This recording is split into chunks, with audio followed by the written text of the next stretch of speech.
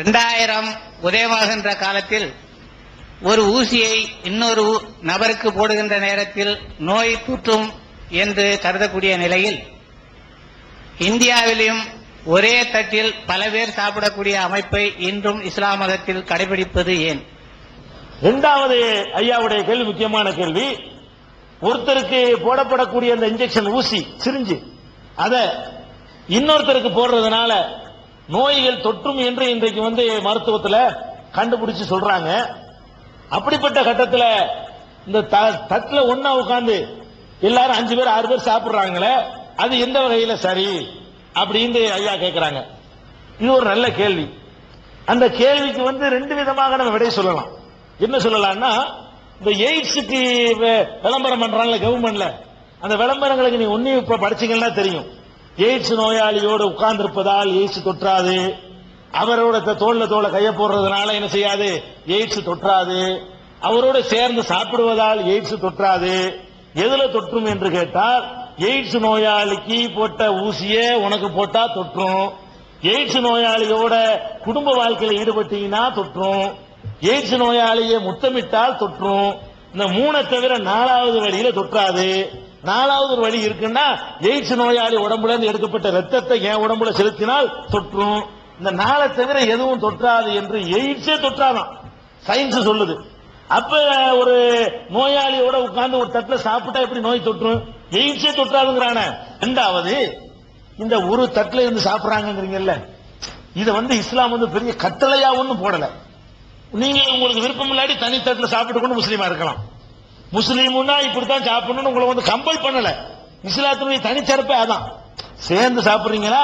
குர்ஆன்ல அப்படி ஒரு வசனம் இருக்கு, லைசா அலைக்கும் ஜுனாஹுன் அன் தாக்குலு ஜமியான் வஸ்தாத்தா. நீங்க சேர்ந்து தின்றாலும் தப்பு இல்லை, பிரிந்து தின்றாலும் தப்பு இல்லை. அப்படியே குர்ஆன்ல வசனம் இருக்கு. சாப்பிடுவதில் இப்படித்தான் செய்யணும்னு ஒரு கட்டாயம் ஒன்றும் கிடையாது. ஆனாலும் தமிழகத்தை பொறுத்த வரைக்கும் முஸ்லீம்கள் பெருமளவுக்கு அதை நாங்கள் கடைபிடிக்கிறோம். அதுக்கு என்ன காரணம் தெரியுமா? ஒரு பெரிய ஒரு விளைவுக்காக வேண்டி நாம அதை செஞ்சுக்கிட்டு இருக்கிறோம். இன்றைக்கு வரைக்கும் நீங்க பாருங்க, முஸ்லீம் அல்லாத மக்கள் இஸ்லாத்துல சிறப்பித்து சொல்லக்கூடிய பல விஷயங்கள்ல முதலிடத்துல எது இருக்கு தெரியுமா? இந்த சமத்துவத்தை தான் பேசுவாங்க. முஸ்லீம் அல்லாத ஒருவர் இஸ்லாத்தை பத்தி ஒரு சிலாயித்து பேசுறதா இருந்தா அவங்க எப்படி அண்ணன் மாதிரி ஒண்ணு அனுப்பாங்க, ஒரே வருஷம் நின்று தொழுவாங்க, அந்த தீண்டாமை உங்கள்ட்ட கிடையாதுன்னு சிலாயித்து பேசுறீங்க. இந்த உணர்வு ஏன் எங்களுக்கு வந்துச்சு தெரியுமா? இதெல்லாம் ஒரு காரணம். பக்கத்தில் இருக்கிற யாரெல்லாம் பார்க்க மாட்டோம், மனுஷனை மட்டும் பாக்குறோம்ல.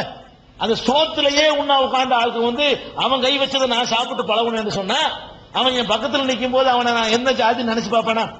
அந்த தீண்டாமையிலிருந்து நாங்கள் விடுபடுவதற்கு இது ஒரு பெரிய துணையா இருக்கிறதுனால அவங்க தங்களுக்கு தாங்களே அதை முஸ்லிம்கள் விதித்துக் கொண்டார்கள். இஸ்லாம் கடமையாக்கல. இப்படி பழகின காரணத்தினாலதான் தீண்டாமையை எவராலையும் ஒழிக்க முடியல. ஆனால் ஒருத்தர் லா இலாஹ இல்லல்லாஹ்னு சொல்லி இஸ்லாத்துக்கு வந்துட்டாருன்னு அடுத்த நிமிஷமே ஏன் மாறுதுன்னு பாருங்க. அவர் கூப்பிட்டு சோத்துல உட்கார், ஒன்னா உட்கார், 2 பேரும் திம்போன்னு சொல்றோம் அந்த நிமிஷமே. இதுதாங்க அந்த சமத்துவத்தை காட்டுது. அதனால கிடைக்கக்கூடிய ஒரு பெரிய நன்மைக்காக வேண்டி, சமத்துவம் என்ற ஒரு பெரிய நன்மைக்காக வேண்டி மற்றவர்கள் பார்த்து விகாரப்பட்டாலும் எங்களுக்கு கவலை இல்லை. இந்த ஒரு உயர்ந்த ஒரு பயன் அதனால கிடைக்குதுன்னு சொன்னா இதை நீங்க எப்படி நினைச்சாலும் பரவாயில்ல தாங்கிக்கிறோம் தயார். நாங்க இதை விட எங்களுக்கு என்ன தேவை? மனிதன் எல்லாம் சமங்கிறது தேவை. அது இல்லாதனால இன்னைக்கு ரத்தம் ஓடிக்கிட்டு இருக்கு. எல்லா மனுஷனும் சமங்கிற உணர்வு உண்டாக்குறதுக்காக வேண்டி நாங்க என்ன விலையும் கொடுக்க தயார்னு காட்டுறதுக்கு தான் செஞ்சுக்கிட்டு இருக்கிறோம்.